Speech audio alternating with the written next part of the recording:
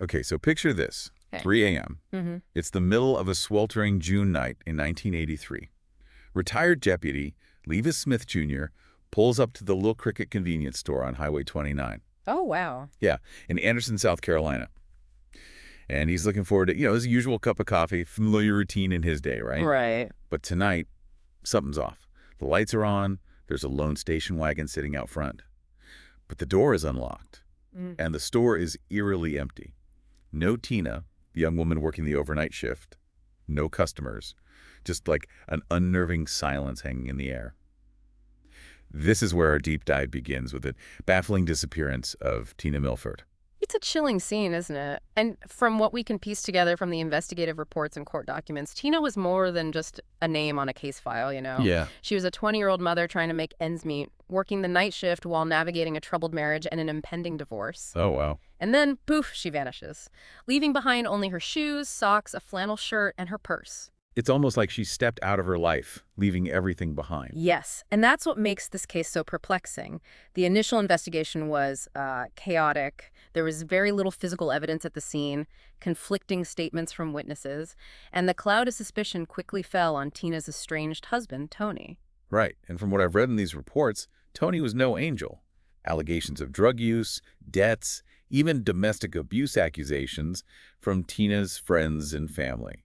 It all paints a pretty dark picture. It does, and the timing of Tina's disappearance, just one day before their divorce hearing, it adds another layer of intrigue. Oh, wow. Some speculate that Tony stood to lose a lot in that divorce, both financially and in terms of reputation. Okay, so let's unpack this. Tony had motive, but is there anything concrete linking him to the crime? Well, there are inconsistencies in his alibi for that night, and his girlfriend at the time failed a polygraph test when questioned about his whereabouts. But concrete evidence is hard to come by, especially in a case this old. So we have a potential suspect, a troubled marriage, and a whole lot of unanswered questions. But if Tony didn't act alone, who else could have been involved? Well, the investigation uncovered some other interesting characters. Two names keep popping up, Bruce Baldwin and Jimmy Golden. Both were allegedly connected to Tony through the local drug scene. And I'm guessing these weren't just casual acquaintances. Yeah, there's more to it. Investigators found a picker stick in Bruce Baldwin's station wagon. It had blood and hair that matched Tina's. Oh, wow. Plus, there were anonymous tips implicating both men in the murder. And get this, both Bruce and Jimmy owned guns matching the caliber used to kill Tina. Whoa, now we're talking about some serious leads. But why didn't this lead to an arrest? That's the frustrating part. This investigation was riddled with roadblocks, witnesses clammed up, evidence degraded over time, and even advanced forensic testing couldn't provide conclusive answers. It's enough to make you wonder if anyone will ever be held accountable for Tina's death. It's a tough reality of cold cases. But despite the years that have passed, there have been some attempts to revive the investigation. Coroner Greg Shore, driven by a desire to bring closure to Tina's family, decided to revisit the case files. He partnered with a constable, and together they started re-interviewing witnesses, hoping to unearth something that was overlooked. That's got to be like finding a needle in a haystack after all this time. It certainly wasn't easy, but you never know what a fresh set of eyes can uncover. And their efforts actually led to a significant development. A witness came forward claiming he had encountered two men asking for directions to the Little Cricket on the very night Tina disappeared. Okay, that's a pretty big deal. Did he recognize either of these men? He did. Years later, he identified one of them as Tony Milford. Wait, Tony was asking for directions to the Little Cricket, the place where his wife worked. Something doesn't add up. Exactly. And that discrepancy raised a lot of eyebrows. If Tony lived with Tina and knew where she worked, why would he need directions? It just throws another log onto the fire of suspicion surrounding him. It does. And then there's the issue of that stain on Tina's jeans. It was initially believed to be semen, which could have potentially provided a DNA sample, but the sample was too degraded to yield a usable profile. So close, yet so far. Did they try anything else to analyze that stain? They did. It was sent to a specialized lab in Texas that had cutting-edge technology.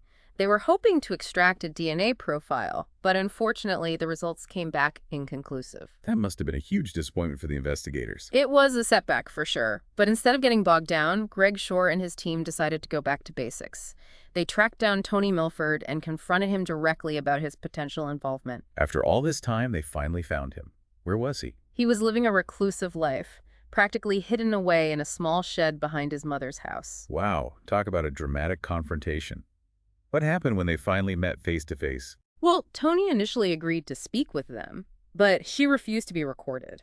He admitted to some of his past mistakes, like his drug use and infidelity, but he vehemently denied having anything to do with Tina's disappearance or murder. Of course he would deny it.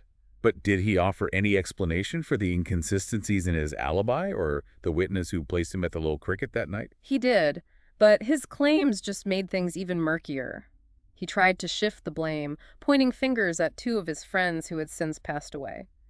He suggested that their involvement could have been linked to his and Tina's past drug connections. He even insinuated that Tina's alleged affairs with both Jimmy Golden and Bruce Baldwin could be motives for her murder. So basically he's trying to cast a wide net of suspicion, hoping to deflect attention away from himself. Exactly. And when they pressed him about taking a polygraph test to clear his name, he flat out refused.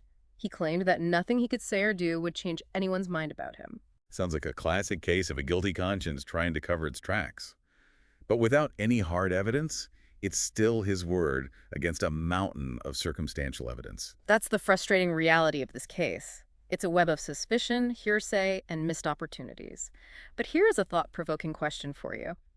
What if there are advancements in forensic technology, like familial DNA testing, that could potentially crack this case wide open? That would be incredible. Imagine finally being able to bring justice to Tina and her family after all these years. But wouldn't that require having a sample of Tony's DNA to compare it to? Not necessarily. Familial DNA testing allows investigators to compare crime scene DNA to databases looking for partial matches, which could lead them to relatives of the perpetrator. It's a powerful new tool that's helping solve cold cases all over the country. That familial DNA testing, that's fascinating. It sounds like something straight out of a sci-fi movie, but it's actually being used to solve real crimes. It is, and it's giving hope to families who thought they'd never see justice for their loved ones. You know, as we delve deeper into these reports and interviews, it's impossible not to think about Tina's daughter, Crystal. She was only 18 months old when her mother vanished. Can you imagine growing up with that void in your life? The mystery of your mother's disappearance always hanging over you. It's heartbreaking. Yeah. And it makes you realize that this isn't just a cold case. It's a family's ongoing nightmare. Absolutely. It underscores the ripple effect of these crimes, the enduring pain and unanswered questions that can haunt families for years, sometimes even decades. We've talked a lot about Tony, Bruce, and Jimmy. But what about the other people in Tina's life? Did investigators explore any other potential leads or suspects? They did. They interviewed family members, friends, co-workers, even people who had just fleeting interactions with Tina. They were trying to piece together a complete picture of her life, hoping it would reveal something that was missed initially. So what did they find? Any other names or theories that stand out? Well, one thing that struck me was the amount of gossip and speculation swirling around Tina's life. Really? Yeah.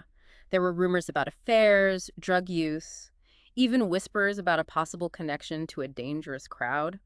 It's hard to know what's true and what's just small-town rumor, but it creates this unsettling feeling that there's more to this story than meets the eye. It's like everyone's holding on to secrets. Yeah. Afraid to say something that might incriminate themselves or someone they know. Exactly. And that wall of silence makes it incredibly difficult to separate fact from fiction. But one intriguing detail emerged from Tina's mother-in-law's interview. She mentioned that Tony had been acting strangely in the weeks leading up to Tina's disappearance. He was more agitated than usual, and he kept making these cryptic comments about wanting a fresh start. A fresh start? What do you mean by that?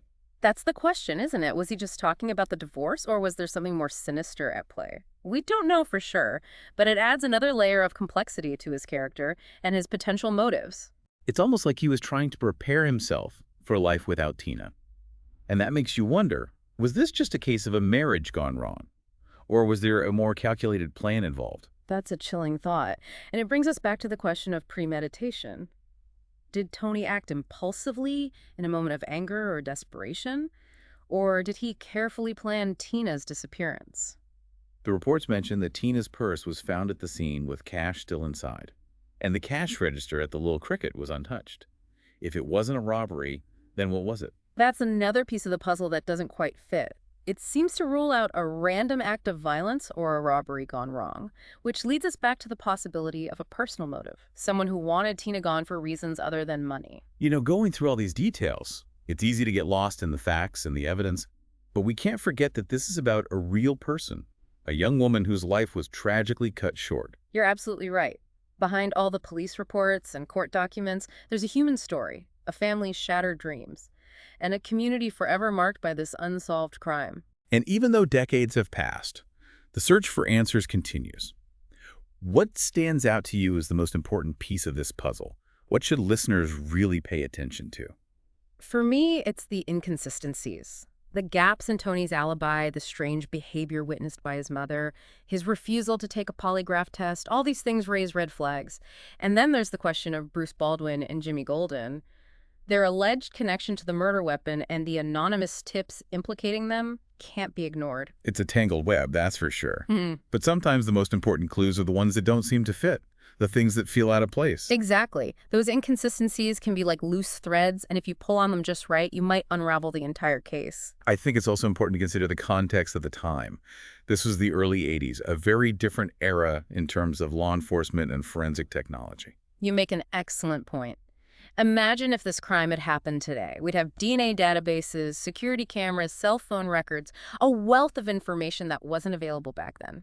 It makes you wonder if those limitations hindered the investigation, if there are crucial pieces of evidence that were overlooked or misinterpreted. It's certainly possible, and that's why cold cases like this are so fascinating. They offer a glimpse into the past, a reminder of how far we've come in terms of criminal justice, but also a sobering reminder of the cases that remain unsolved. It's almost like looking through a cracked window, trying to piece together a fragmented image of what really happened. And sometimes all it takes is one small shard of glass, one tiny detail, to bring the entire picture into focus.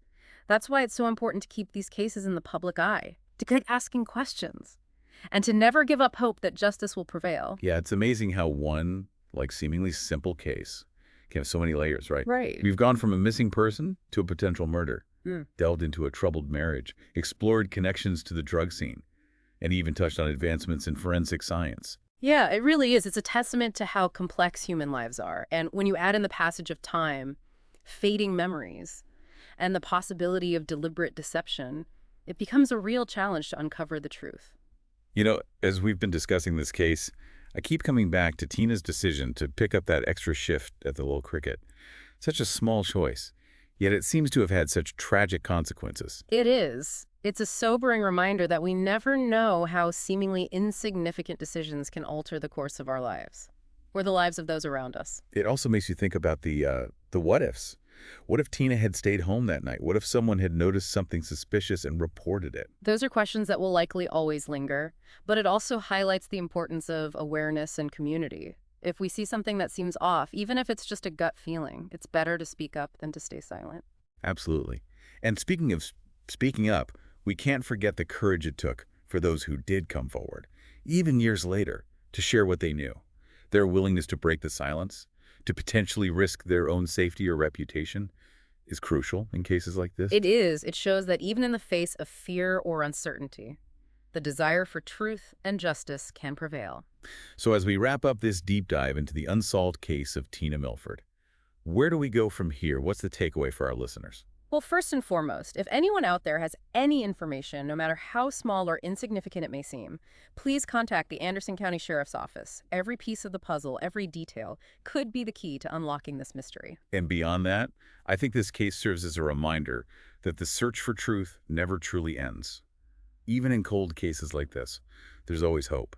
Advances in forensic technology, the dedication of investigators, and the courage of witnesses can all contribute to bringing justice to light. It's also a reminder of the human cost of these crimes, the impact on Tina's family, her daughter growing up without a mother, the community forever marked by this unsolved case. It highlights the ripple effect of violence and the importance of seeking justice for the victims. It's a lot to process, that's for sure. Mm. This case has been both fascinating and heartbreaking, but it's also been a testament to the power of perseverance, the importance of speaking truth to power, and the unwavering hope that even in the darkest of times, justice can prevail. Beautifully said.